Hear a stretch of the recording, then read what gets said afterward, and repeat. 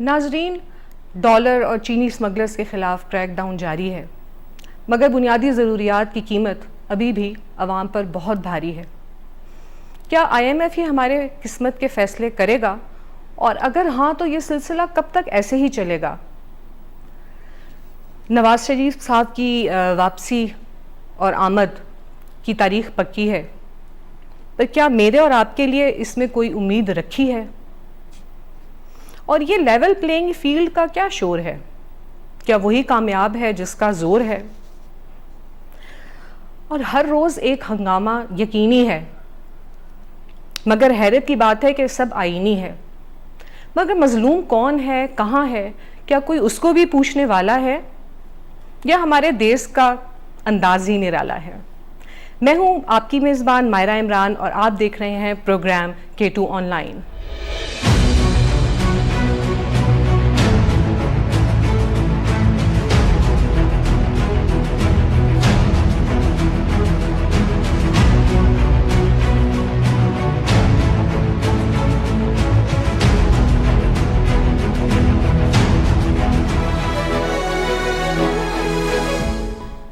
अस्सलामुअलैकुम नाज़रीन, मैं हूँ आपकी मेज़बान मायरा इमरान और आपके लिए हाजिर हुई हूँ प्रोग्राम K2 ऑनलाइन। आपके प्रोग्राम हर बुध और जुमेरात की शब रात 8 से 9 बजे तक बराह रास्त देख सकेंगे, और इसमें हम जो भी हफ्ते के दौरान आइनी, मुआशी या कि सियासी तब्दीलियाँ वाक़या हुई उनके ऊपर सिर हासिल बहस करेंगे, उसमें माहिरीन को शामिल करेंगे, उनका तबसरा शामिल करेंगे। लेकिन इस प्रोग्राम की सबसे ज़्यादा ख़ास बात यह है कि हम इसमें आपको शामिल करेंगे। आपकी स्क्रीन्स पर एक नंबर इस वक्त डिस्प्ले हो रहा होगा, मैं आपके लिए दोहराई भी देती हूँ। नंबर है जी 051-410-2357। इस नंबर पर कॉल मिलाइए और अपने तबसरे, अपने राय और अपने सवालात को भी इस प्रोग्राम का हिस्सा बनाइए। मेरे साथ प्रोग्राम में मौजूद हैं K2 टेलीविज़न के director news and current affairs और बहुत सीनियर सहाफ़ी जो कि इन तमाम मामलात पर बहुत गहरी नज़र रखते हैं, कैसर खान तनोली साहब। अस्सलाम वालेकुम कैसर साहब। वालेकुम अस्सलाम, मायरा कैसे? Welcome to the show sir. Thank you so much. Sir, हमने कहा कि देखें हर चीज़ आईनी है, मगर रोज़ एक बहरान जो है वो यकीनी है। क्या आज भी ऐसा ही होता हमें नज़र नहीं आया कि हमने देखा कि किस तरह एक नया आईनी बहस ने जन्म लिया? सदर साहब ने जो था वो इलेक्शन कमीशनर को ख़त लिखा और कहा कि जी इलेक्शन जो है, उन्होंने भी अपना आईनी हक इस्तेमाल किया और कहा कि इलेक्शन 6 नवंबर को कराए जाए। तो क्या कहते हैं उसके बारे में? क्या ये कोई संजीदा ऐसा आईनी बहरान है या आईनी बहस है जो कि छिड़ गई है? लोगों के बड़े खदशात हैं कि फिर सुप्रीम कोर्ट में भी ये बहस जाएगी, तो कैसे देखते हैं आप उसको? मायरा, आपने कहा कि ये सब कुछ आईनी है। मामला ये है कि यहाँ पर आईनी अभी तक हमें कुछ नज़र नहीं आ रहा है। यहाँ पर जो कुछ नज़र आ रहा है वो वक्त की ज़रूरत नज़र आ रहा है, और उसके साथ साथ यहाँ पर इस मुल्क के अंदर एक और टर्म बड़ी इस्तेमाल होती है जिसको कहते हैं जुगाड़। जिसका जुगाड़ यहाँ पर लगता है वो जुगाड़ लगाता है। और यहाँ पर ये मामला सदर मुमलिकत तक जब ये आया, और इससे पहले भी हमने जब से पाकिस्तान तहरीक इंसाफ की हुकूमत गई, सदर मुमलिकत आरिफ अलवी साहब का जो रवैया है, जो तरीका है सदारत चलाने का या तमाम तर मामलात को देखने का, मुल्की मामलात की बात कर रहा हूँ, वो मुख्तलिफ नज़र आया, वो बदल गया। ज़ाहिर बात है उनकी एक सियासी जमात से वाबस्तगी है, वो एक सियासी जमात के एक सीनियर लीडर हैं, और सियासी जमात ने ही उनको प्रेसिडेंट ऑफ पाकिस्तान बनाया। लेकिन जब प्रेसिडेंट ऑफ पाकिस्तान उनको बना दिया गया, तो फिर उस सियासी जमात के नुमाइंदे या सियासी जमात से उनको हमदर्दियाँ नहीं होनी चाहिए। उनको रियासत के साथ और रियासती इदारों के साथ और रियासती जो मामलात हैं उसको सबसे पहले सामने रखना चाहिए। लेकिन यहाँ पर जो मामला हमें नज़र आया आज की तारीख का, आपको याद होगा कि सदर मुमलिकत ने एक ख़त लिखा था चीफ इलेक्शन कमिश्नर को कि उनसे उन्होंने कहा था जी कि आप मेरे पास मुशावरत के लिए आएँ, जिसके ऊपर उन्होंने उनको साफ इनकार कर दिया जी कि ये मुशावरत जो है आपसे बनती नहीं है, आपको आईनी इख्तियार इसका हासिल नहीं है कि हम लोग इलेक्शन की मुशावरत आपसे करें, उसके बाद ये चीज़ें डिसाइड करें। ये हमारा काम है। वैसे अगर आप चाय पे बुलाएंगे, कॉफ़ी पे बुलाएंगे तो वो हो सकती है, लेकिन आईनी मामलात को और इलेक्शन कमीशन के मामलात को और इलेक्शंस को लेकर इस पे बातचीत नहीं हो सकती। उसी को देखते हुए आज फिर सदर मुमलिकत ने एक और ख़त जो है वो लिख दिया। इसमें ये बात उन्होंने ये नहीं कही कि आप 6 नवंबर को इलेक्शन करवाएं, मैं कोई डेट अनाउंस कर रहा हूँ। उन्होंने कहा जी कि मेरा दिल कर रहा है, और जो 90 डेज़ हैं असम्बलियाँ तहलील होने के बाद, उसके अंदर इलेक्शन होने चाहिए। हर कोई कहता है इलेक्शन होने चाहिए, तमाम तर सियासी जमातें कहती हैं इलेक्शन होने चाहिए, मैं और आप भी कहते हैं इलेक्शन होने चाहिए, आइन तो यही कहता है। लेकिन अब आइन यही कहता है, लेकिन जो इलेक्शन कमीशन की तैयारियां हैं, जो इलेक्शन कमीशन के मामलात हैं, जो मुल्की हालात हैं, आप उनको एक साइड पे रख के इलेक्शन की डेट नहीं दे सकते, या इलेक्शन कमीशन अभी उस पोजीशन में नहीं है। इलेक्शन कमीशन के हुकाम भी और इलेक्शन कमीशन की जिम्मेदारी बात कर चुके हैं, इलेक्शन होने हैं। मौजूदा केयर टेकर सेटअप भी यही कहता है कि इलेक्शन होने हैं, लेकिन इलेक्शन थोड़ा सा आगे इसलिए जा सकते हैं कि नई हल्का बंदियाँ और उसके बाद जो हमारे मामलात हैं और जो उसकी तैयारियों में थोड़ा सा टाइम एक्स्ट्रा लगेगा, वो डिले की वजह बन सकता है। अदरवाइज हम लोग इलेक्शन कराने के लिए तैयार हैं, लेकिन इलेक्शन अभी भी जाके फरवरी या जनवरी एंड या फरवरी के मिड में हो सकते हैं। तो ये एक वो जो तैयारियां और इदारों की अपनी जो मामलात हैं उसको देखते हुए ये बात तो ठीक है, लेकिन सदर साहब ये बार बार ऐसे इकदाम क्यों करते हैं? सदर साहब बार बार अपने आप को मीडिया में ऐसे पेश क्यों करते हैं? जब से उन्होंने डेट की बात की तो मीडिया सारा सदर साहब के पीछे चल गया। हम लोग भी यहाँ पर आगे बात करने के लिए, इससे पहले हमारे पास एजेंडा आज के प्रोग्राम में कुछ और था, लेकिन खबरों में रहना चाहते हैं वो। उनकी मुद्दत आपको पता है 5 साल पूरी हो गई, लेकिन अब उन 5 सालों के बाद जब तक ये केयर टेकर सेटअप मौजूद है, नहीं हुकूमत नहीं बन जाती, तब तक वो सदर हैं। तो वो सदर की पोजीशन को, सदर हाउस को, सदर के प्रोटोकॉल को एंजॉय करें। बाकी मैं ये समझता हूँ कि उनके कहे से मामला आगे नहीं बढ़ेंगे। होना वही है, क्योंकि इलेक्शन कमीशन ऑफ पाकिस्तान के इख्तियार है, इसके ऊपर हम कोशिश करेंगे, प्रोड्यूसर साहब से कहेंगे कि आईनी माहिरीन को, कानूनी जो माहिरीन हैं उनको भी टेलीफोन कॉल पे उनसे बात करते हैं कि वो इस बारे में क्या कहते हैं। जबकि जिनसे हमारी बात हुई है वो ये कहते हैं कि सदर साहब ने वैसे ही टाइम का ज़िया किया है, हासिल कुछ नहीं है इसका। जी बिल्कुल, और ये कोई सारी आप एकदम से सियासी सारी जो डेवलपमेंट्स है वो एक साथ होना शुरू हो जाती हैं। ये हमने देखा कि ये मामला चल रहा था कि जी नवाज शरीफ साहब की वापसी का मामला, कि जी वो 21 अक्टूबर की जब तारीख का ऐलान किया गया और जब उस टेम्पो को बिल्ड करने की कोशिश की जा रही है कि वो वापस आ रहे हैं और एक मसीहा के तौर पर वापस उनकी पार्टी के ख्याल में आ रहे हैं, तो उसके साथ ही हम एक और आईनी बहरान इस तरफ देखते हैं। आज एक और बड़ी खास खबर ये थी कि जो पीटीआई के जो चेयरपर्सन हैं उनके भी हमने देखा कि उनके मुकदमात है, 10 मुकदमात में उन पर फर्दर जुर्म आयद कर दी गई। तो ये आपको लगता है कि सारी सियासी जो तब्दीलियां ये आपस में जुड़ी हुई हैं? देखें, एक आपने जिक्र किया चेयरमैन पीटीआई का। चेयरमैन पीटीआई 9 मई के वाकयात के अंदर 14 मुकदमात थे।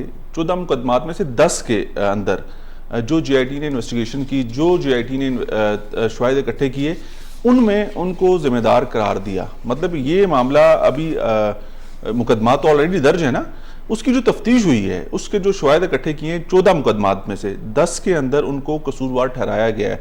इतना मवाद जीआईटी के सरबराहान ने, जीआईटी के मेंबरान ने इकट्ठा किया, जिसमें वो ये समझते हैं कि चेयरमैन पीटीआई जो हैं वो कसूरवार हैं, लेकिन ये वो समझते हैं जो जीआईटी के लोग हैं। अब इस उनके सबूतों को, उनकी तमाम तर उस जो उन्होंने इन्वेस्टिगेशन की है, वो कोर्ट में जजेस को मुतमईन कर पाते हैं कि नहीं, ये अलग मामला है। अभी तक एक आईओ की और एक जीआईटी की वो तफ्तीश है।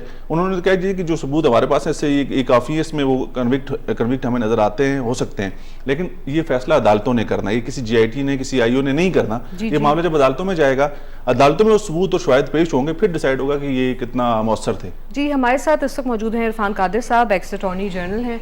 उनसे हम समझने की कोशिश करते हैं कि क्या ये वाकई आईनी बहरान बन सकता है या नहीं बन सकता। अस्सलाम वालेकुम इरफान साहब।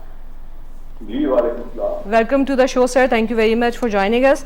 सर, हम इसी बहस में थे आज, बल्कि सारा दिन तमाम मीडिया इसी बहस में रहा कि ये जो ख़त लिखा गया है सदर मुमलिकत की तरफ से, क्या ये कोई नई आईनी बहस का आगाज़ है, या ये कि ये मामला जो है वो खिंच सकता है, आगे जा सकता है? कुछ लोगों का ख्याल है कि इसको सुप्रीम कोर्ट में भी ले जाया जाएगा आगे जाकर। आप इसको हमें ज़रा, हमारी जो ऑडियंस है उसको थोड़ा सा इसके बारे में वजाहत कीजिएगा प्लीज़। इसमें जो सदर पाकिस्तान ने खत लिखा है, मैं समझता हूँ कि उसकी जरूरत नहीं थी। सदर साहब को जो एडवाइस दिया गया उनके मुशीरान ने, वो इस बात को गालिबन समझने से काफिर थे कि सदर का काम नहीं है कि सदर इस तरह की चिट्ठियां लिखे एक पार्लिमानी जमहूरियत में। बाहर कैफ वो जो चिट्ठी लिखी है उसमें 2-3 चीजें बड़ी क्लियर हुई हैं इस दफा। एक तो ये क्लियर हो गई है कि डेट देना इलेक्शन का मौजूदा सूरत हाल में इलेक्शन कमीशन का ही काम है, और सदर ने यह माना है कि डेट सदर का काम नहीं है बल्कि इलेक्शन कमीशन का काम है, जो कि खुशाइन बात है, क्योंकि इससे पहले जो सुप्रीम कोर्ट था जिसमें के कुछ हम ख्याल जजेस थे, वो बार बार इंसिस्ट कर रहे थे, वो खुद ही डेट दे रहे थे, तो उनके फैसले की तो टोटली नफी हो गई है इससे कि डेट देना अब इलेक्शन कमीशन का काम है। इसमें सिर्फ एक इजाफी बात ये की गई है कि इलेक्शन कमीशन इस मामले में सुप्रीम कोर्ट से अगर चाहे तो रजू करे, तो मैं समझता हूँ कि सदर का ये मनसब नहीं है कि सदर जो है इस तरह के लेटर्स इनिशिएट करें। अब मसलन बरतानिया में इस वक्त किंग चार्ल्स हैं, उससे पहले क्वीन एलिजाबेथ थी, उन्होंने कभी इस तरह के चिट्ठियां नहीं कभी लिखी थी, तो इनको भी नहीं लिखनी थी। पाकिस्तान में भी बल्कि पिछले 50 साल में कभी इस तरह की चिट्ठी नहीं लिखी गई, तो मैं समझता हूँ कि ये चिट्ठी नहीं लिखी जानी चाहिए थी। लाइन ड्रॉप होगी। जी जी, लाइन एक ड्रॉप चीज हो तो गई। वाजह होगी हाँ कि जी। चिट्ठी नहीं लिखी जानी चाहिए थी, ये तो हमें पता है कि चिट्ठी नहीं लिखी जानी चाहिए थी और चिट्ठी नहीं लिखनी चाहिए थी, अपनी साख को बचाने के लिए भी और जिस मनसब पे आप फायज हैं उसको भी देखते हुए कि आपका एक काम नहीं है। और आपने जिस लीगल टीम से मुशावरत की, जिसके अंदर हमारे, आपको पता है कि इस वक्त केयर टेकर सेटअप में जो लॉ मिनिस्टर हैं उनसे भी मुशावरत हुई, उन्होंने कहा जी कि ये इख्तियार इलेक्शन कमीशन ऑफ पाकिस्तान का है, ये चीफ इलेक्शन कमिश्नर ही डिसाइड करेंगे कब और कौन सी डेट अनाउंस करनी है। लेकिन इसके बावजूद मैंने जिस तरह से पहले कहा कि सदर हैं, सदर मुमलिकत हैं इस्लामी जमहूरिया पाकिस्तान के, और एक सियासी जमात से उनकी वाबस्तगी है और उसको वो उसका इजहार भी करते हैं, उनसे वो प्यार भी करते हैं, तो उस मोहब्बत में और उस लगाव में मेरा ख्याल है कि पहले भी उन्होंने कई ऐसे काम किए और ये काम भी उन्होंने कर दिए, लेकिन इसका हासिल कुछ नहीं। हासिल कुछ नहीं है, बिल्कुल। और ये कि ये हालांकि उनका अपना आईनी इख्तियार था ख़त लिखना, तो लेकिन यही था कि सबका यही मशवरा सदर साहब से, यही एक्सपेक्टेशंस हैं कि वो एक पार्टी को जब एक सदर बन जाते हैं तो फिर पार्टी के नुमाइंदा नहीं रह जाते, तो फिर उसके बाद उनको इस चीज़ का ख्याल रखना बहुत ज़रूरी था। लेकिन आप ये बात कर रहे थे कि इसका ताल्लुक, ये जो सियासी सरगर्मी है, ये सारी आपस में किस हद तक जुड़ी हुई है या नहीं जुड़ी हुई है, और इसका क्या फ़र्क पड़ेगा, क्योंकि जो हमने कहा था ना कि लेवल प्लेइंग फील्ड के ऊपर तो बड़ी नाराज़गी हम देखते हैं कि उन्होंने बिलावल भुट्टो साहब ने भी कहा कि सिर्फ एक पार्टी है जिसके लिए ये तैयारी की जा रही है कि लेवल प्लेइंग फील्ड ली जाए। तो क्या ये दोबारा से हम ये देखते हैं कि आया ये जो मुकदमात भी हैं वो भी इसी सेंस में लिए जा रहे हैं कि जो कन्विक्शन हुई है पीटीआई चेयरपर्सन के लिए, तो वो भी वो कह रहे हैं कि शायद वही लेवल प्लेइंग फील्ड का हिस्सा है और बाकी सियासी जमातें शायद इसके ऊपर बहुत ज़्यादा इजी नहीं है और वो इसको इस तौर पे ले रही हैं। देखें, बिलावल भुट्टो जरदारी साहब इस मुल्क की एक बड़ी सियासी जमात के चेयरमैन हैं और उनकी तरफ से जो भी स्टेटमेंट आया, मैं उस स्टेटमेंट को पहले कोट कर दूं, वो ये था कि इलेक्शन कब होंगे, किस डेट पे होंगे, ये बात अभी किसी को भी नहीं मालूम, कि ना ही उन्होंने कहा कि इलेक्शन कमीशन को पता, ना चीफ इलेक्शन कमिश्नर को इस बात की खबर है। तो ये बात एक तो बड़ी, आपको पता है कि हैरानकुन है कि ये उन्होंने चीफ इलेक्शन कमिश्नर का भी जिक्र किया और इलेक्शन कमीशन का भी जिक्र किया कि उनके पास भी सही डेट नहीं है कि इलेक्शन कब होंगे। दूसरी बात, अभी उनको गए हुए तकरीबन महीना डेढ़ ही हुआ ना हुकूमत से गए हुए, तो उससे पहले तक तो सारे आपको पता है कि बहुत मुश्किल हालात में भी, हालांकि बहुत उनको सुननी पड़ती थी तमाम तर सियासी जमातों की, कि आपने एक तमाम तर जमातों का अचार बना दिया है और उसमें आप इस मुल्क के साथ जो आप जिस मकसद के लिए आए थे वो मकसद पूरा नहीं हुआ, हालात बहुत बुरे हो गए, महंगाई बढ़ गई, बेरोजगारी बढ़ गई, बुरे हालात हो गए, वो एक दूसरे को डिफेंड करते नजर आते थे। लेकिन अब एकदम से आपको पता है कि इस मुल्क की सियासत की जो तारीख है वो ऐसी है कि जब किसी एक तरफ पलड़ा आपको भारी होता नजर आता है तो दूसरी साइड वैसे ही आपके अगेंस्ट खड़ी हो जाती है। ये इस मुल्क की सियासत का माजी रहा है। तो अब मियां मोहम्मद आशिफ की डेट अनाउंस हो गई कि उन्होंने 21 अक्टूबर को पाकिस्तान वापस आना है। पाकिस्तान वापस आने से कम बाकी मौलाना फजल रहमान साहब को मैंने एक स्टेटमेंट देखा, उन्होंने कहा जी कि मैं ये चाहता हूँ कि मैं जिनके अगेंस्ट इलेक्शन में जाऊँ वो मेरे जो हरीफ हैं वो वहाँ पर मौजूद हों। ये बड़ी बात उन्होंने की। वो कहते मैं ये नहीं चाहता कि कभी भी इलेक्शन ऐसा हो मैं अकेला या हमारे जो हरीफ हैं वो उनको कमज़ोर करके इलेक्शन में जाया जाए। तो इस वक्त ये सारी जमातें तो पहले तक तो साथ थी, लेकिन अब इलेक्शन के दिन करीब हैं या इलेक्शन होंगे जब, तो इन्होंने एक दूसरे के खिलाफ कैंपेन तो चलानी है ना, इन्होंने एक दूसरे के खिलाफ कोई ना कोई सियासी बयानिया तो बनाना है जिसके बुनियाद पर अपने वोटर को ये कन्विंस करेंगे। तो ये वो सिर्फ उसका हिस्सा है, बाकी से ज्यादा इसमें भी कुछ नहीं है। हमारे साथ एहतशाम यूसुफ साहब भी मौजूद हैं जो कि आज के हालात पर हम इनका तज्जिया भी लेना चाहेंगे।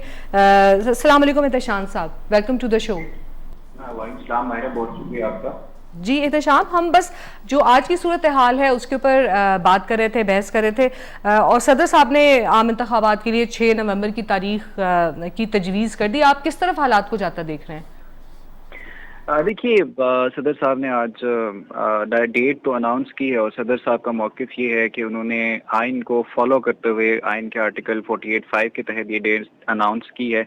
उन्होंने इलेक्शन कमीशन ऑफ पाकिस्तान के जो चीफ हैं उनको एक ख़त भी लिखा मुशावरत के लिए, क्योंकि आइन के अंदर मायरा मैं आपको बताऊं तो जो तरीक़ाकार है वो यही है कि किसी के पास प्रेजुडिस नहीं है, सदर के पास स्पेशली ये इख्तियार अकेले डेट अनाउंस करने का इख्तियार नहीं। और यहाँ पे मैं अपने नाजरीन को ये बात भी मैं आपके नाजरीन को वाजे करता चलूँ कि आज सदर ने डेट अनाउंस नहीं की, तो इसको क्लियर करने की जरूरत है कि सदर ने डेट सजेस्ट की है। तो ये जो दो कॉन्स्टिट्यूशनल टर्म्स हैं, there is lies a big difference in them कि डेट अनाउंस करना और डेट सजेस्ट करना। अब ये कहना कि 6 नवंबर को इलेक्शन हो जाएंगे, आम इंतखाबात हो जाएंगे, मेरे ख्याल में ये पॉसिबल या ये मुमकिनात में से नजर नहीं आता। ना ही ये सदर ने अगर कह दिया है तो कॉन्स्टिट्यूशनली ये है कि अब 6 नवंबर को ही इलेक्शन होंगे।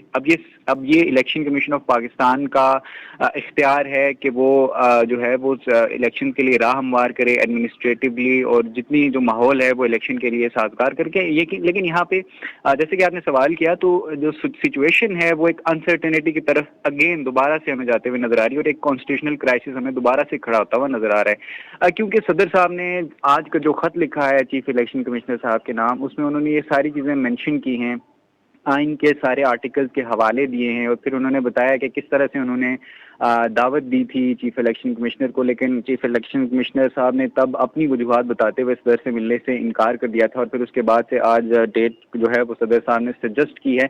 यहाँ पे मैं एक और चीज़ आपके नाज़रीन को क्लियर करता चलूँ कि 54 दिन होते हैं जिनमें जो इलेक्टोरल कैंपेन के लिए भी दिए जाते हैं पॉलिटिकल पार्टीज़ को, और फिर जितनी भी एडमिनिस्ट्रेटिव इंतजामात हैं इलेक्शन कमीशन के पास कुल मिलाकर 54 दिन होते हैं। आखिरी 54 दिनों में इलेक्शन कमीशन ने वो तमाम जो है वो इंतजामात करने हैं। तो आज वो आखिरी दिन था सदर के पास डेट सजेस्ट करने का, और उस हवाले से उस पर्सपेक्टिव में सदर ने आज आखिरी दिन ये डेट अनाउंस की है। ताहम उन्होंने जो मशवरा दिया है वो बड़ा इंपॉर्टेंट है। यहाँ पे अपने खत में जो सदर साहब ने मेंशन किया है कि और स्पेशली एड्रेस करके इलेक्शन कमीशन को, चीफ इलेक्शन कमिश्नर को, उन्होंने ये मेंशन किया है कि चीफ इलेक्शन कमिश्नर अगर ये सारी चीज़ें क्लियर नहीं होती तो वो हायर जुडिशरी से रजू कर सकते हैं। ये चीज़ बहुत इंपॉर्टेंट है। और मैं अगर आपको पर्सनल अपना जो नाकिस राय है वो बताऊं तो मुझे भी हालात इसी तरफ जाते हुए नजर आ रहे हैं कि आखिरी तो जो डिसाइड करेगा वो बहरहाल सुप्रीम कोर्ट ऑफ पाकिस्तान के अंदर ये मामला जाएंगे। अब ये इलेक्शन कमीशन पे है, क्योंकि पहले भी सदर साहब हमने देखा कि उन्होंने मुशावरत के लिए चीफ इलेक्शन कमिश्नर को बुलाया, फिर चीफ इलेक्शन कमिश्नर ने जवाबी खत के अंदर ये वाजे किया कि जो लेटेस्ट अमेंडमेंट इलेक्शन एक्ट 2017 के अंदर हुई उसके बाद इलेक्शन कमीशन पाबंद नहीं है कि वो सदर के साथ मुशावरत करे इलेक्शन की तारीख के मामले के ऊपर। फिर इसी तरह से हमने देखा कि जो डिलिमिटेशन है, जो नई हल्का बंदियां हैं, उनको लेके हमें ले तो लाल से काम लेता हुआ इलेक्शन कमीशन नजर आ रहा है। तो जो इलेक्शन कमीशन की इस वक्त इंटेंट है मायरा, मैं आपको बताऊं, उससे हमें ये लग रहा है कि जो हवा इस वक्त ये चल रही है कि election commission with in 90 days के इलेक्शन करवाने के मूड में हमें नजर नहीं आ रहा। लेकिन सदर साहब ने बिल्कुल इसके ऑपोजिट जो है वो एक लाइन पकड़ी हुई, और वो इस बात पे बजिद हैं कि 90 दिन के अंदर इंतखाबात में, और शायद आइन भी यही, अगर हम आइन को मुकद्दम वाकई में रखते हैं तो आइन भी शायद यही कहता है कि 90 दिनों के अंदर इंतखाबात होंगे। लेकिन हमें ना सदर साहब आइन को अपने 5 साल टेन्योर में फॉलो करते हुए नजर आए हैं। अगर उनके अमूमी रवैये का हम जायजा लें तो उन्होंने भी आइन को जो है वो बड़ी नुकसानात पहुंचाए हैं बाज मौक़ों के ऊपर। दूसरी तरफ इलेक्शन कमीशन और जो इस वक्त की जो जमातें, जो पीडीएम की जमातें थी, उन्होंने भी अपने दौरे हुकूमत में आइन को जिस तरह से पामाल किया, ब्लेटेंटली पामाल किया अपने दौर के अंदर। सब आईनी एहतशाम सब बिल्कुल सब आईनी चल रहा है, लेकिन हमारा एक मुसलसल का एक कहते हैं कि क्राइसिस हमें या बुहरान हमें नजर आता है। लेकिन आपने कहा कि आईनी बुहरान की तरफ जा सकता है, लेकिन जो हमने सूबाई देखा थी जब असेंबलियाँ टूटी थी और इलेक्शंस के लिए सुप्रीम कोर्ट और सारी कोर्ट्स अदलिया उसमें इलेक्शन को टाइम पे कराने के ऊपर उन्होंने कहा, लेकिन वही बात है कि आखिरी बात तो फिर इलेक्शन कमीशन ही की थी कि उन्होंने तैयारी उन्होंने ही करनी है, तो फैसला भी उन्होंने ही करना है। तो फिर ये आईनी बुहरान तो ना हुआ आपके ख्याल में? अगर ये आईनी बुहरान है तो किस तरह ये बुहरान हो सकता है? देखिए, यहाँ पे मैं आपको ये बात डिक्लेयर करता चलूँ कि इलेक्शन कमीशन के पास भी ये इख्तियार नहीं है कि वो on its own date announce करे। मुशावरत का अमल है जिसमें मुशावरत के अमल सदर और इलेक्शन कमीशन के दरमियान जो ड्यू मुशावरत है, डिस्कशन है, डेलिब्रेशन है, उसके बाद डेट इलेक्शन कमीशन का जो मैंडेट है वो सिर्फ और सिर्फ पीसफुल और अनबाइस्ड इलेक्शन का इनकाद है। ये बात आप नाजरीन को क्लियर कीजिए कि इलेक्शन कमीशन के पास ऑन इट्स ओन उसके पास भी इख्तियार मौजूद नहीं है कि वो डेट्स अनाउंस करे। इलेक्शन कमीशन के पास ये इख्तियार है और उसका ये आईनी फर्ज है, उसकी ये ड्यूटी है ऑब्लिगेटरी है उसके लिए कि वो इलेक्शन के इनेकाद को पॉसिबल बनाए। तो यहाँ पर बहरहाल हमने देखा है, माजी में हमने ये देखा है कि 90 दिन से ऊपर हमें इलेक्शन, जैसे कि बीबी शहीद के शहादत के मौके पर हमने देखा था कि जो इलेक्शन थे वो आईनी मुद्दत से आगे गए थे। तो हमें पास्ट में ये एग्जाम्पल्स, इंस्टांसेस नजर आती हैं कि जो इंतखाबात हैं वो अपनी ड्यू लिमिट से आगे गए।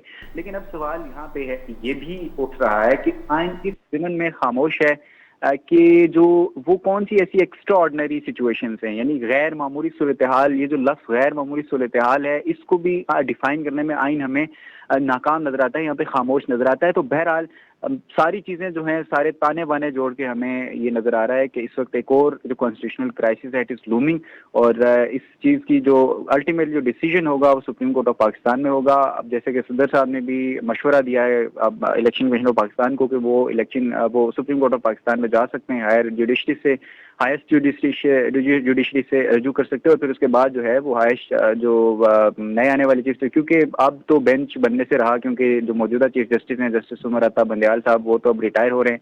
फिर नए जो चीफ जस्टिस हैं जस्टिस काजी फायद ईसा साहब वो आएंगे, फिर बेंच बनेगा और फिर इस केस का डिसाइड होगा। और इस केस को डिसाइड होने में अगर 10 दिन भी, मायरा में यहाँ पे आपको ये बताता चलूँ कि अगर नए चीफ जस्टिस आते हैं और वो एक बेंच बनाते हैं और उसके बाद 10 दिन भी इस केस की प्रोसीडिंग्स चलती हैं, तो फिर भी हमें 90 दिन का जो टाइम लाइन है उसको हमें अबूर करना पड़ेगा, उसको हमें वायलेट करना पड़ेगा। तो आइन यहाँ पर हमें हर सूरत में वायलेट होता हुआ नजर आ रहा है। बिल्कुल, बहुत शुक्रिया एहतशाम साहब, थैंक यू सो मच हमें ज्वाइन करने का। मुशावरत के साथ ही इलेक्शन की तारीख अनाउंस होगी, लेकिन मुशावरत नज़र नहीं आ रही है अभी तक। ना सियासी पार्टीज़ हमें नज़र आ रही हैं, ना इलेक्शन कमीशन इस मूड में है कि मुशावरत की तरफ जाएंगे, बल्कि इख्तलाफात बढ़ते नज़र आ रहे हैं। जैसे आपने कहा कि जैसे जैसे इलेक्शन करीब आ रहा है, अब हमें वही सियासी पार्टियाँ जो एक साथ थी, अब हमें वही लगता है कि वो आपस में एक दूसरे के साथ नहीं है और मुखालफत पे उतर आई हैं।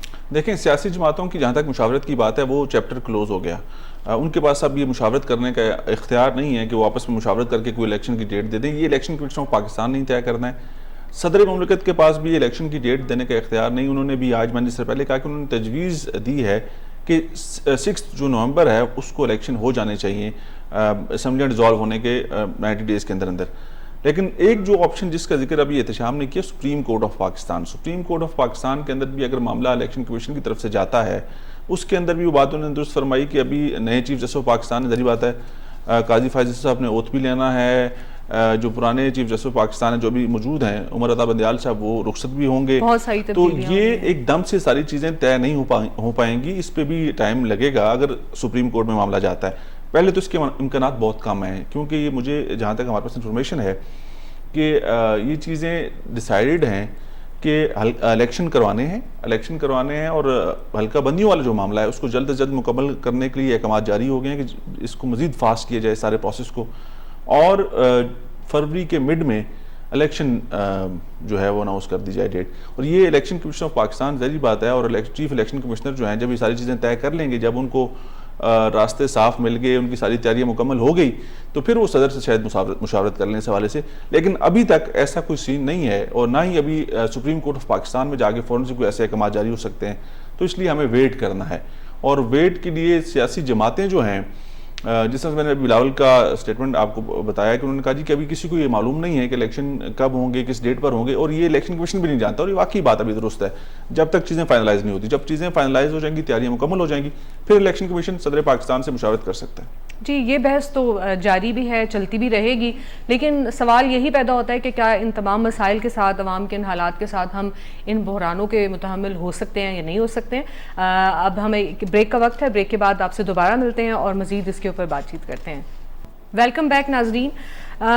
तमाम मसाइल अपनी तरफ, लेकिन इसमें कोई शक नहीं है कि हम अपने मसाइल के हल के लिए अपनी सियासी क़यादत ही की तरफ देख रहे होते हैं, और एक सियासी क़यादत जो कि काफ़ी अरसे से मुल्क से बाहर थी, बहुत सारी उम्मीदें लोग लगाए बैठे हैं उनसे, उनकी वापसी की हतमी तारीख का ऐलान हो गया है 21 अक्टूबर। क्या पता कि आगे पीछे हो जाए फिर। हाँ, लेकिन इस्तकबाल की तैयारियां हैं, और दो तरह के इस्तकबाल की तैयारियां हैं जिन पे हमारी नज़र है। एक इस्तकबाल तो अवाम का है, जिसकी मुस्लिम लीग नून के जो नुमाइंदे हैं उनको बहुत ज़्यादा यकीन है कि बहुत बड़ी तादाद में लोग आएंगे, इस्तकबाल करेंगे। मगर एक इस्तकबाल जो है हमारे कानून नाफिज करने वाले इदारों ने करना है। अच्छा मायरा, ये आपने ठीक है। अच्छा, एक तरफ तो उनकी जमात के लोगों ने उनको वेलकम करना है, और दूसरी तरफ इस मुल्क में बसने वाला, चाहे वो किसी भी सियासी जमात से कोई ताल्लुक़ रखता हो, किसी भी सियासी जमात का वर्कर हो, किसी भी सियासी जमात के लिए हमदर्दी रखता हो, जो पाकिस्तानी है, हर पाकिस्तानी ये चाह रहा था बड़े अरसे से कि मियां मोहम्मद नवाज शरीफ साहब जो हैं वतन वापस आएँ, हम उनको आता हुआ देख सकें पाकिस्तान। तो अब फाइनली ये माहौल बन रहा है कि वो 21 की उन्होंने डेट अनाउंस की है 21 अक्टूबर को कि वो पाकिस्तान आएंगे। लेकिन इसके साथ साथ लोगों को ये बताना बहुत ज़्यादा ज़रूरी है, और ख़ास तौर पर वो जो शादियाने बजाने वाले होते हैं ना, बाद में बहुत परेशान होते हैं कि यार ये हमसे क्या हो गया। थोड़ा सा समझ कर, थोड़ा सा ये बड़ी टेक्निकल चीज़ें थोड़ा सा समझ के साथ और थोड़ा सा कहते हैं ना बड़े दिल के साथ, हौसले के साथ आपने चीज़ों को आगे लेके जाना और बर्दाश्त के साथ। मियां मोहम्मद नवाज शरीफ साहब के हवाले से इन्फॉर्मेशन है कि वो लाहौर लैंड करेंगे। लाहौर पहले तो उनकी सिलेक्शन आप देखें कि उन्होंने बजाय इस्लामाबाद की फेडरल कैपिटल में उतरने के 4 साल बाद आ रहे हैं ना, 4 साल तकरीबन 4 साल हो गए।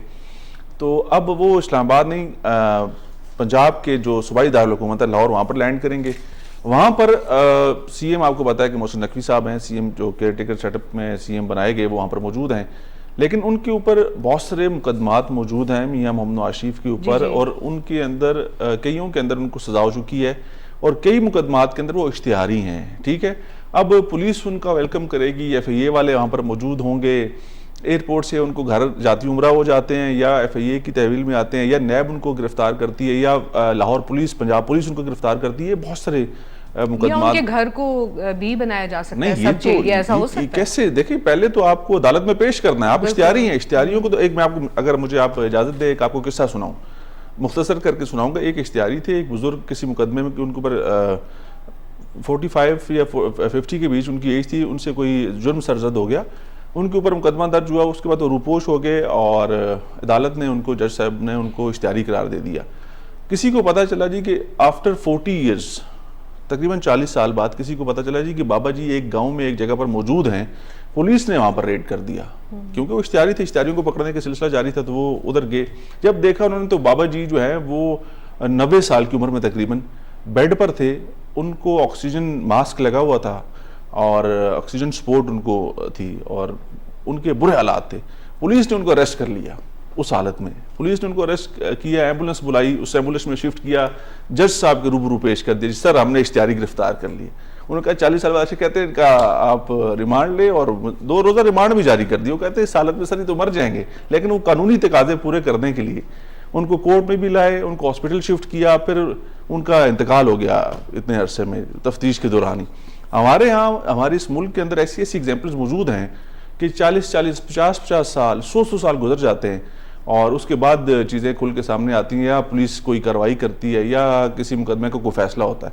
तो मियां मोहम्मद नवाज शरीफ साहब चले, अभी 4 साल गुजरे हैं लेकिन वो पाकिस्तान आ रहे हैं। अब उनकी गिरफ्तारी यकीनी है, मतलब उनको गिरफ्तार होना चाहिए। और बाकी जिस तरह से हमने देखा कि इस मुल्क के, जिस तरह वो साबिक प्राइम मिनिस्टर हैं, एक प्राइम मिनिस्टर इस वक्त अटक जेल के अंदर मौजूद हैं, इस तरह मियां मोहम्मद नवाज शरीफ साहब ने पहले भी जेल काटी, अब भी वो जेल जाने के लिए तैयार हो, अब मतलब फिट हो गया आएंगे ना, जो उनके लेकिन जो जिस तरह से लोगों को ये है कि जो इस्तकबाल के लिए आएंगे, और एक वो आप कहते हैं कि टेम्पो बिल्ट हो रहा है PMLN की तरफ से कि वो आ रहे हैं, लोग वहाँ पर मौजूद हो। तो हमने इमरान खान की दफ़ा भी ये देखा कि जब भी वो जब पुलिस उनको पकड़ने लगती थी तो हमने देखा कि लोगों का जमे गफीर था। तो क्या ये वो सूरत हाल बन सकती है? नहीं, ऐसा बिल्कुल भी नहीं होगा। ये एक मैच्योर पॉलिटिकल पार्टी के लोग हैं और मियां मोहम्मद नवाज शरीफ साहब भी और उनकी पार्टी के बाकी लोग भी ये नहीं चाहेंगे। और मियां मोहम्मद नवाज शरीफ, जिस तरह से लेवल प्लेइंग फील्ड की बात हो रही है ना, जिसके ऊपर बहुत ज़्यादा बात हो रही है, लोग ये कह रहे हैं कि उनके लिए ग्राउंड तैयार हो गया और इसलिए उन्होंने ये फैसला किया वापस आने का। लेकिन यहाँ पर मामलात कुछ और हैं। नो डाउट कि यहाँ पर उनको बहुत सारी चीज़ों में शायद रिलीफ मिल भी जाए, लेकिन बहुत सारी चीज़ें उनके गिर्द घूमती रहेंगी और उनको वो बजरिया कोर्ट ही सेटल करेंगे, मतलब कोर्ट से उनको वहाँ से छूट मिलेगी। उसके लिए उनको पेश नहीं होना पड़ेगा, उसके लिए उनको गिरफ्तारी भी देनी पड़ेगी, उसके लिए उनको शायद जेल भी जाना पड़ जाए। ये सारी चीज़ें होंगी। इसके बगैर आप आगे आके, आपके लिए ये नहीं है कि आप आएंगे और आप दोबारा से इलेक्शन कैंपेन स्टार्ट करेंगे और आपके सारे केसेस खत्म हो जाएंगे और एकदम से आपको दोबारा से, ये इस तरह की सीन नहीं है। लेकिन ये कि ये गिरफ्तारी और ये लोगों का जमा होना एक इलेक्शन कैंपेन का आप कह सकते हैं आगाज भी साबित होगा, ये माहौल बना सकता है, और ये माहौल बनाने के लिए शायद ये उनकी प्लानिंग का हिस्सा हो। लेकिन इस माहौल के साथ साथ एक और जो माहौल बना हुआ है, जो डॉलर की स्मगलिंग में लोग इन्वॉल्व थे, उनके ऊपर जो क्रैकडाउन जारी है।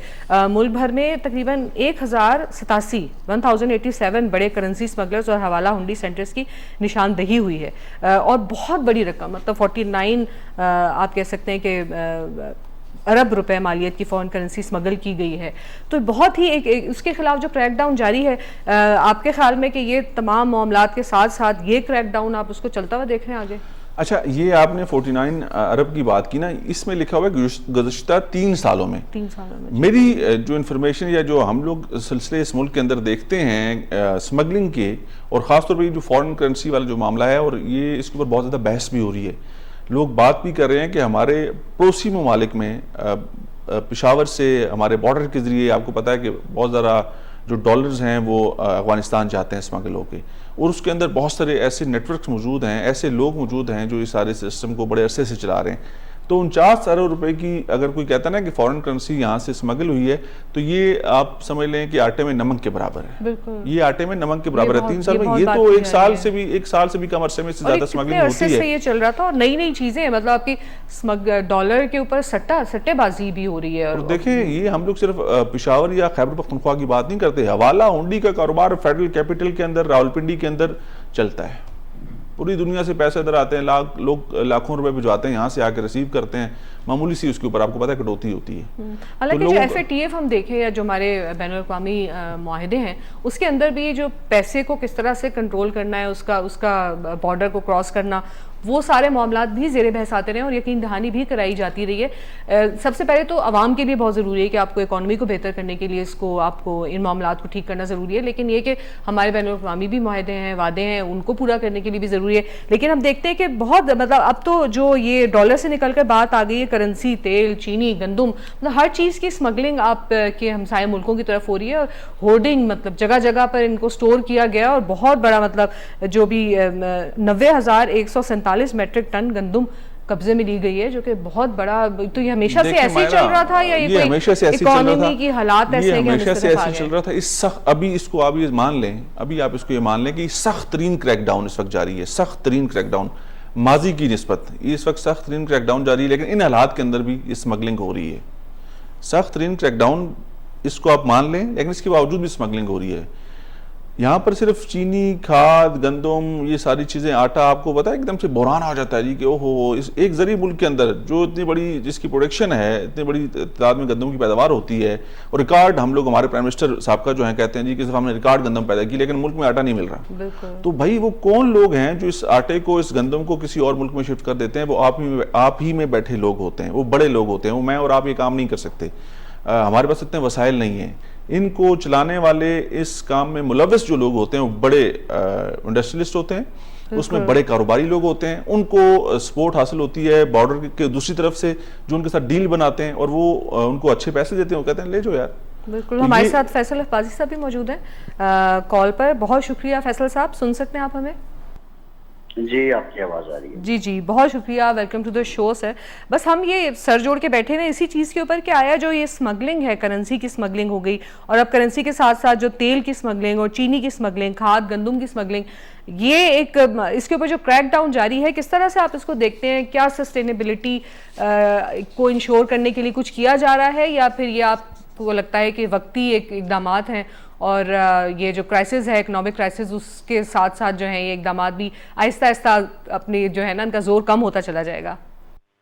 देखिए, बड़ी इंपॉर्टेंट बात ये है कि इसको अभी तक तो जो इकदाम हो रहे हैं, क्रैकडाउन हो रहा है, सारे ये जो रेड्स हो रहे हैं, इसके नतीजे में हम ये देख रहे हैं कि जो गंदुम है वो भी आ रही है सिस्टम के अंदर, चीनी भी आ रही है, डॉलर की जो कदर है वो कम हुई है, रुपया तगड़ा हुआ है। लेकिन सवाल यही है कि इसको सस्टेन करने के लिए क्या करना होगा? क्या ये फिल वक्ती इक़दाम हैं? क्या ये विद सब्जेक्ट टू क्रैकडाउन है? क्रैकडाउन होता रहेगा तो हमारी ओपन मार्केट या इंटरबैंक में डॉलर का सट्टा नहीं चलेगा।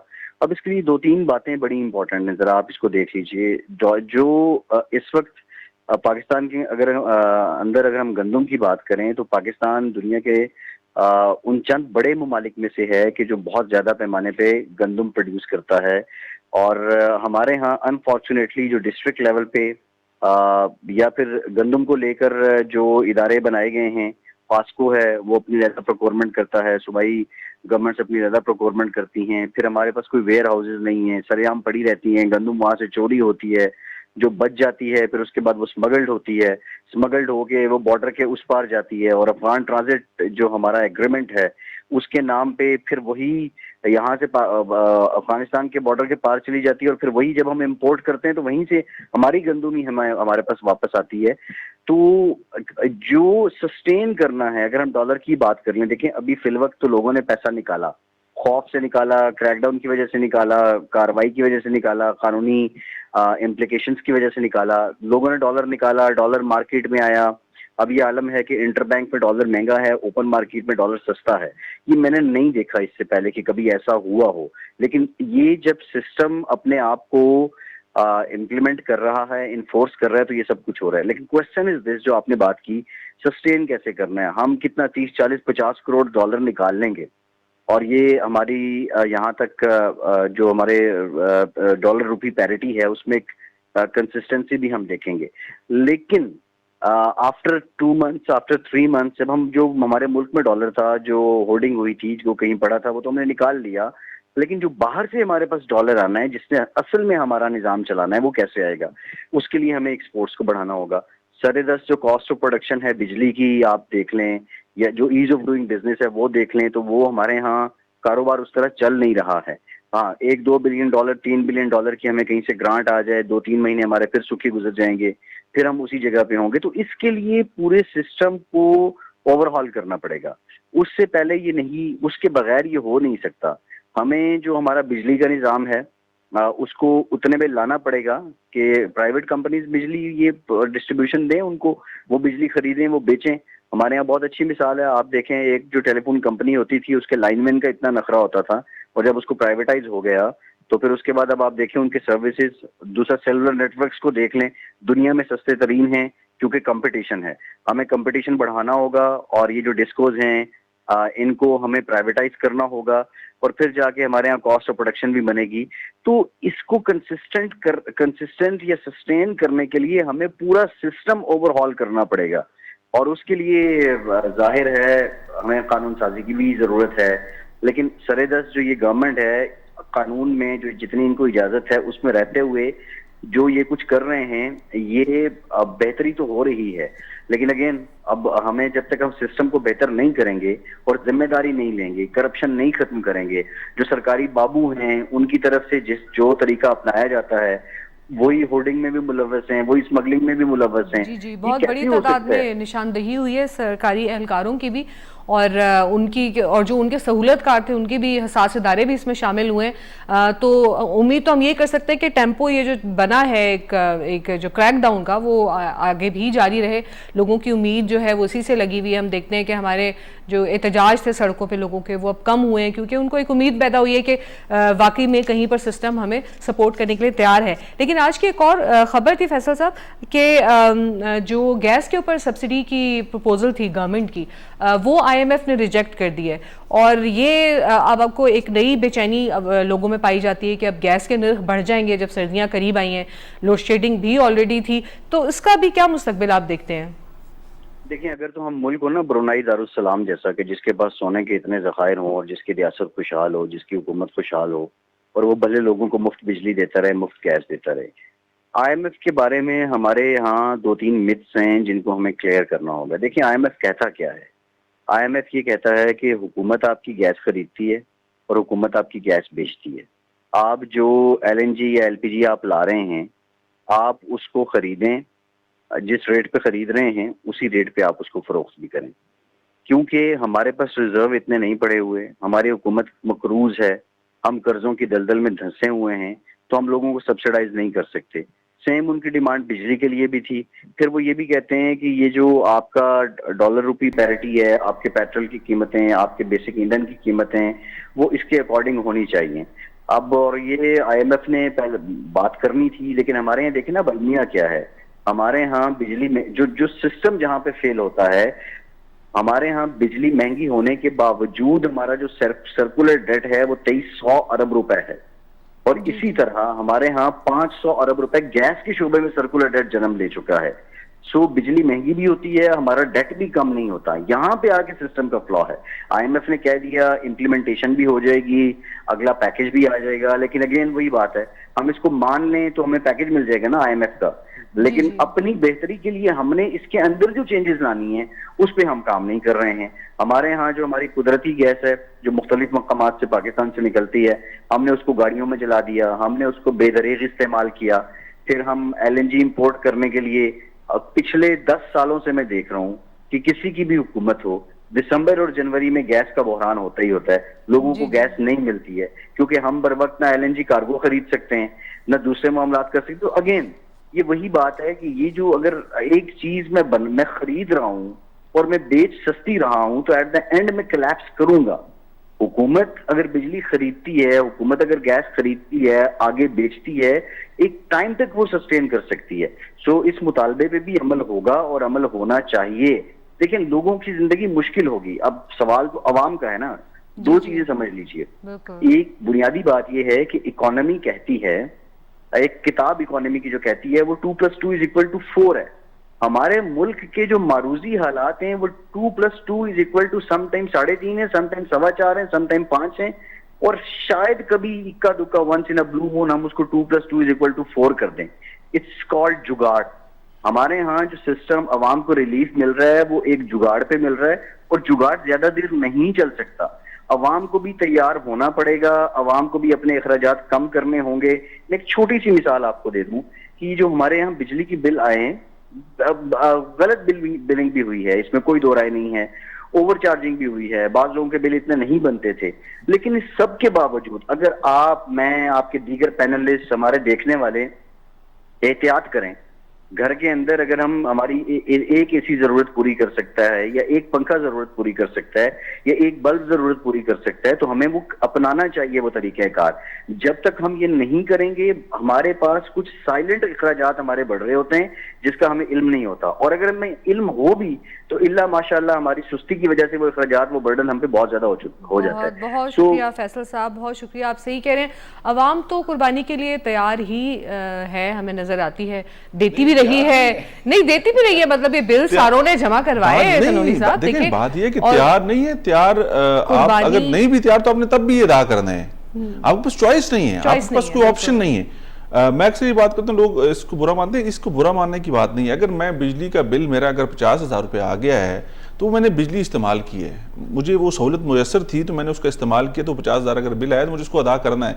मेरा दिल नहीं कर रहा, मैं अफोर्ड नहीं कर पा रहा, लेकिन मुझे वो अदा करना है क्योंकि हुकूमत पाकिस्तान ने मुझसे उसको वसूल करना है। उसका बेस्ट सोल्यूशन ये है, उसका ऑप्शन ये है कि मैं अगर वो बिल नहीं अदा कर पा रहा तो नेक्स्ट टाइम मैं उस बिल को एक्सपेक्ट कर रहा हूं तो अपना मीटर मैं खुद कटवा दूंगा। मुझे वो सख्ती बर्दाश्त करनी होगी, अपने ऊपर झेलनी होगी उससे छुटकारा हासिल करने के लिए। तनोली साहब का ख्याल है कि सख्ती झेलनी पड़ेगी, मगर हमारा सवाल यही है कि आखिर ये सिलसिला कब तक चलेगा। दे देंगे कुर्बानी, बिल भी दे देंगे, सब करेंगे, मगर कोई उम्मीद की किरण नजर आए कि हाँ 1 साल के अंदर ये तमाम हालात बेहतर हो जाएंगे तो शायद लोगों के दिलों को सुकून मिल जाए।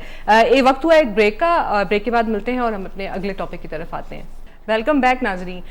ब्रेक में मेरी और तनोली साहब की खूब बहस रही कि आया ये बिल बहुत ज़्यादा है, हम नहीं दे सकते। तनोली साहब का ख्याल था नहीं, बिल तो आपको देने पड़ेंगे और ये कि ये कुर्बानी तो देनी पड़ेगी।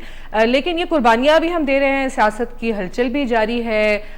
हमारे जो नवाज शरीफ साहब हैं, जो लीडर हैं PMLN के, वो वापस आ रहे हैं। तो एक नया सियासी जो है ना, आप कह सकते हैं कि हमें एक्टिविटी नज़र आने वाली है इस इलेक्शन में। इलेक्शन टाइम पर हो ना हो क्या हो गए हालात, लेकिन उसमें एक चीज़ बहुत अहम किरदार अदा करेगी और वो है फेक न्यूज़। और हमने देख लिया कि इलेक्शन के अंदर पार्टीज तो अलग है, लेकिन फेक न्यूज़ के जो एक भूचाल आने वाला है उसके लिए हमें मेंटली अपने आप को तैयार करना पड़ेगा। एक बहुत ही रिसेंट एक वाकया है, शाजिया मरी साहिबा हैं, पीपल्स पार्टी की रहनुमा हैं, उनके बारे में एक हमारे बहुत अच्छे दोस्त हैं, उनसे गलती हुई और उन्होंने एक गलत खबर शेयर कर दी, ट्वीट कर दी, बल्कि अपने TV पर भी नहीं सुनाई। लेकिन उसके ऊपर वाकई में जो शाजिया मरी साहिबा हैं उन्होंने बहुत स्टैंड लिया, उनको बल्कि हरमीत सिंह साहब को अपनी नौकरी से भी हाथ धोने पड़े। लेकिन ये था, ये तो एक चैनल की बात है तनोली साहब, लेकिन मामला ये है कि इस वक्त अगर देखा जाए तो हमारा इस वक्त सोशल मीडिया तो फेक न्यूज़ से भरा पड़ा है। इस तरह के हजारों स्कैंडल्स को हम रोज देखते हैं। मायरा, अच्छा हुआ आपने इस मौजू को शामिल किया प्रोग्राम के अंदर। आपको पता है कि आर्टिफिशियल इंटेलिजेंस का दौर है और बहुत तेजी के साथ चीज़ें बनाई जाती हैं और फैलाई जाती हैं। जी जी। उसमें देर नहीं लगती। लेकिन मैं और आप, हम लोग बात कर रहे हैं इस वक्त टेलीविजन चैनल के ऊपर जो थ्रू सैटेलाइट पूरी दुनिया में जा रहा है। मेरी और आपकी जिम्मेदारी 1000 गुना ज़्यादा बढ़ जाती है कि हमने जिस चीज़ को शेयर करना है उसके अंदर कितनी सच्चाई है, उसके अंदर कितनी तहकीक है, उसके अंदर कितनी उसके हक़ाइक़ को हमने जांचा है और उसके बाद ये बात कर रहे हैं। ये जो वाक़े का आपने जिक्र किया, ये वाक़या हमारे सामने भी, हमारे पास भी इस मुख्तलिफ, आपको पता है कि हमारे पास जर्नलिस्ट के ग्रुप्स हैं, चीज़ें शेयर हो जाती हैं फ़ौरन से व्हाट्सएप के ज़रिए। लेकिन अब हमने भी अगर गली मोहल्लों में चलते लोगों की तरह चीज़ें उठा के इधर से उधर डाल दी, इधर से उधर डाल दी, तो उनमें और हम में क्या फ़र्क हुआ, इस फ़र्क को जांचना और समझना बड़ा ज़रूरी है। लोगों ने कहा, बहुत सारे लोगों ने हरमीत के लिए कहा जी कि बहुत गलत हुआ, ऐसा नहीं होना चाहिए था, लेकिन मैं ये बात, मेरी ज़ाती राय ये है कि हरमीत टेलीविज़न चैनल पर बैठे हुए थे, एक टेलीविज़न चैनल की वो नुमाइंदगी कर रहे थे, और बेशक उन्होंने उस बात को टेलीविज़न चैनल में, जैसे आपने कहा कि नहीं की, सोशल मीडिया पे थ्रू ट्विटर उन्होंने इसको शेयर किया। जी जी, ट्विटर पे। तो अब बात ये है कि एक आम आदमी में जिसके पास इतनी मालूमात नहीं है, जिसके पास इतना तजर्बा नहीं है, वो अगर करता है तो उससे हमें कोई इतना गिला शिकवा नहीं होता। लेकिन जब कोई प्रोफेशनल या कोई एक्सपीरियंस आदमी इस तरह की कोई चीज़ करेगा तो उससे शिकायत भी होती है और उससे गिला भी होता है। उसके रिएक्शन में जब जो शाजी मरी साहबा ने किया, वो बनता था उनका ये बात करना। अगर आपके अगेंस्ट, मेरे अगेंस्ट कोई चीज ऐसी बगैर किसी तहकीक के कोई शेयर कर देगा तो हमारा रिएक्शन भी, क्योंकि वो चीज लाखों करोड़ों तक पहुंच जाएगी ना। अब वो डैमेजेस उनके कौन अदा करेगा, कैसे होगा? बिल्कुल, और पूरी आपकी इज्जत दांव पे लगी होती है। आप सियासत पे, और जो सियासत में ना भी हो, किसी की भी इज्जत को आप उछाल नहीं सकते, होगी बगैर किसी। आजकल आइए कि दौर है ना, मैंने आपको बताया कि उसकी चीजें बहुत बनती भी हैं और जाती भी हैं। तो अब मेरी और आपकी जिम्मेदारी उससे बहुत आगे की है। सोशल मीडिया पे जो चीज़ें आपको पता आती हैं या जिस तरह से आती हैं, उसमें 90% जो है वो फेक मटेरियल होता है। लेकिन अब हमने उसको जांचना है, उसको चेक करना है कि उसके अंदर कितनी सच्चाई है और कितना उसमें फ्रॉड है। लेकिन तनुल साहब, ये टेंडेंसी बहुत देखी है हमने कि बहुत बड़े बड़े सहाफ़ी जिनको कि हम अपने मॉडल के तौर पर देखते हैं, हमें वो ट्विटर पे या सोशल मीडिया पे बड़े गैर जिम्मेदार नजर आते हैं कमेंट करने में। ये तो खैर आप कह सकते हैं ना कि बहुत फैक्चुअल मिस्टेक थी, जिससे कि दूसरे की आपने इज्जत को खतरे में डाल दिया। लेकिन हमें अपने सहाफ़ी जो हैं उनकी सोशल मीडिया हैंडलिंग कोई बहुत प्रोफेशनल नजर नहीं आती है। देखिए, हरमीत को मैं जिनका आप जिक्र कर रही है ना, हरमीत उनके मुकाबले में कमज़ोर थे। उनको अपनी नौकरी से भी हाथ धोना पड़ा, उनको बहुत अभी सर जाने का भी जरिए बात है, उन्होंने इसका भी जवाब देना है और उसको फेस भी करना है। लेकिन ये बात आपने दुरुस्त कही, यहाँ पर बड़े बड़े लोग बहुत बड़ी बड़ी चीज़ें ऐसे गुजार देते हैं जैसे वो समझते हैं कोई गपशप है। यार, ये आपकी जिम्मेदारी है, आप तहकीक करें, उसको मुकम्मल तरीके से जांचें, जानें, उसके बाद जब आपके पास उसकी 100% इंफॉर्मेशन कलेक्ट हो जाए तो फिर आप किसी चीज़ पर बात करें। लेकिन ये सोशल मीडिया के ऊपर तो बिल्कुल गंद हो गया है। बिल्कुल, और ये तो बड़ा दुनिया भर में साइंटिफिक हो गया है बहुत ज़्यादा कि आपने किसी तरह से भी, एक तो मिस इन्फॉर्मेशन होती है, डिस इन्फॉर्मेशन होती है, और एक होती है मैल इन्फॉर्मेशन। डिस इन्फॉर्मेशन तो ये होती है कि खबर ही गलत थी और आपने उसको जानते बूझते शेयर किया। ये मिस इन्फॉर्मेशन का केस था, इसमें हरमीत सिंह साहब को लगा कि शायद ये खबर सही है, उन्हें ये नहीं पता था कि खबर गलत है, उन्होंने उसको सही के तौर पर शेयर कर लिया। एक होती है मैल इन्फॉर्मेशन के खबर या बात सही है लेकिन उसको किसी खास एजेंडा के तहत आप इस्तेमाल करें या किसी को बदनाम करने के लिए इस्तेमाल करें। और मेरे ख्याल से मैल इन्फॉर्मेशन तो हमारे सोशल मीडिया पे भरी पड़ी है कि लोग वहां पर आपकी जी शादी के बारे में किस तरह हुई थी किसी सियासतदान की, वो ये शुरू हो जाता है। हमने देखा कि वो जो अभी पीटीआई के चेयरपर्सन है, उनकी बेगम साहिबा के वो मुर्गे जला रही हैं। मतलब ये आपको अगर वो कहते हैं नहीं जी खबर तो सही है, और बड़े बड़े सहाफ़ियों ने मैंने देखा कि इस तरह की चुटकुले और इन्फॉर्मेशन शेयर की। देखिए, हरमीत के केस में मुझे ये लगता है कि उन्होंने एक तो फ़ौरन से इसकी माजरत कर ली थी, लेकिन इसके बावजूद उनको अभी इस केस को फेस करना है। लेकिन आगे चल के मुझे लगता है कि शाजिया मरी साहिबा एक पॉलिटिकल पार्टी की लीडर हैं, वो इन तमाम तर मामलात को बहुत बेहतर समझती हैं और ये मामला आगे नहीं बढ़ेगा। हरमीत अगर इसको इनसे माजरत करेंगे तो ये चीज़ें आगे नहीं बढ़ेंगी, रुक जाएंगी। लेकिन हमारी जिम्मेदारी बहुत बड़ी है। मैंने फिर कहा ना, जो टेलीविज़न के लोग हैं, जो जर्नलिस्ट हैं, उनको इस चीज़ का एहसास होना चाहिए और बाकियों आम लोगों से बहुत ज़्यादा होना चाहिए कि अगर हमने कुछ चीज़ शेयर करनी है उसको किस हद तक करना है, कितनी इन्फॉर्मेशन देनी है। बहुत सारी बातें मेरा दिल कर रहा होता है, आपका दिल कर रहा होता है कि हम लोग कर जाएं, लेकिन इसलिए नहीं करते कि यार कहीं ना कहीं पर इसके अंदर कोई ना कोई कमी नहीं है, कमी रह जाएगी, कोई बात हम लोग नहीं कर पाएंगे, उसका कोई सबूत नहीं दे पाएंगे, तो वो चीज़ें फिर ख़राब हो जाएंगी। जी, और एक औरत के लिए तो और ज़्यादा मसला है, आपके लिए जो ज़ुबान इस्तेमाल की जाती है, क्योंकि हम औरत के साथ अपने माशरे में हम ऑनर को या इज़्ज़त को जोड़ते हैं, तो फिर वो अगर खातून के खिलाफ होती है तो उसके पर असरात जो है वो बहुत ज़्यादा डबल ट्रिपल हो जाते हैं। तो आपका नहीं ख्याल कि अब जो इलेक्शन आ रहा है इसमें इलेक्शन कमीशन को कोई पॉलिसी बनानी पड़ेगी, क्योंकि पॉलिटिकल पार्टीज ये सारा मेल इन्फॉर्मेशन और फेक न्यूज़ और मिस इन्फॉर्मेशन, डिस इन्फॉर्मेशन, जो भी गोरों ने टर्म्स बताई हैं, ये तो हमारे लिए एक वबाल बन जाएंगी और इलेक्शन की पूरी कैंपेन में आवाम के सर फाड़ देगी। हमारा इलेक्शन कमीशन ऑफ पाकिस्तान ने इस हवाले से तो अपना तैयारी की होती है और हर दफ़ा वो अपनी ज़ाब्ता जो है वो जारी करते हैं, लेकिन इसके अंदर सबसे ज़्यादा जो रोल प्ले कर सकता है इदारा वो है FIA। FIA के अंदर आपको पता है कि साइबर क्राइम का एक यूनिट है जो इसके ऊपर काम करता है और हमारे मीडिया हाउसेस की तरफ से, मीडिया पे काम करने वाले लोगों की तरफ से इसकी बार बार इतनी तशहीर होनी चाहिए और लोगों तक ये बात पहुंचानी चाहिए कि अगर आपने कोई चीज़ गलत किसी के खिलाफ शेयर कर दी, इवन के किसी के लिए कोई बुरी बात व्हाट्सएप पे कह दी, कोई वॉइस नोट भिजवा दिया, इसकी सजाएं हैं। ये अगर किसी ने आपके अगेंस्ट एफआई से रुजू कर लिया, साइबर क्राइम से रुजू कर लिया, तो आपको इसकी सजा भुगतनी पड़ेगी।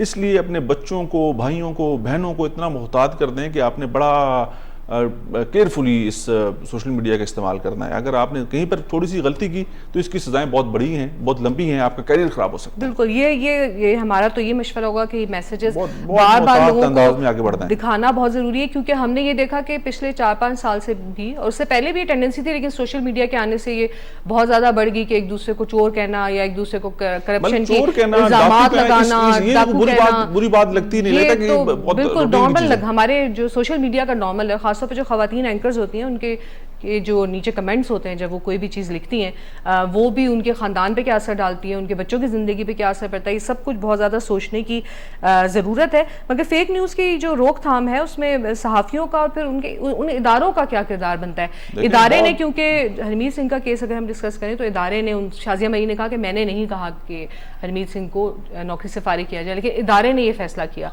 तो क्या प्रोफेशनल बहुत बड़ी, मैं कह रहा हूँ ना कि बहुत बड़ी गलती है एक प्रोफेशनल के लिए, और जो बराह रास्त साफत के साथ जुड़ा हुआ है और जो इतने अच्छे से टेलीविजन चैनल के ऊपर काम कर रहा है, अगर वो इस तरह की गलती करेगा तो उनके जो चलाने वाले हैं जहाँ पर वो काम कर रहे हैं उनके ऊपर क्वेश्चन मार्क जरूर आएगा।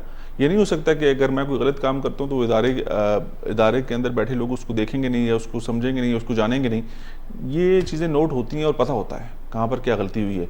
तो उस गलती का एहसास मैं समझता हूँ हरमीत को भी हो गया, उन्होंने माजरत की, लेकिन एक दफ़ा फिर माजरत करके चीज़ें आगे बढ़ाई जा सकती हैं और अपने काम के अंदर निखार लाना बड़ा ज़रूरी है। अपने काम को कहते हैं ना, बहुत सारी बातें करने वाली होती हैं, दिल कर रहा होता है कि यार इसमें से कर ली जाए, लेकिन इस वजह से रोक दी जाती है कि यार कोई अगर गलत होगी तो उसका नतीजा हमें भुगतना जी बिल्कुल, बहुत सोचने की ज़रूरत है कि अगर हमारी छोटी सी गलती सोशल मीडिया पर किसी एक इंसान के लिए भी बहुत बड़े मसाइल खड़े कर सकती है। और अब तो हमने देखा कि पूरी कौम के लिए एक सोशल मीडिया ने जितने मसाइल खड़े किए, शायद उतने मसाइल हैं नहीं जितने सोशल मीडिया ने खड़े किए। हम सबको समझने की ज़रूरत है, इसमें एक मीडिया लिटरेसी की भी बहुत ज़रूरत है। स्कूल की किताबों में, करिकुलम में ये बात शामिल की जाए, हमारे बच्चों को पढ़ाया जाए कि आया कभी कोई खबर उन तक पहुँचती है तो उसको देखने के कि आया वो सच्ची खबर है, झूठी खबर है, किसी एजेंडा के तहत तो नहीं शेयर की जा रही, उनके अंदर ये सलाहियत हो कि वो उन खबरों को देख सकें और एनालाइज कर सकें।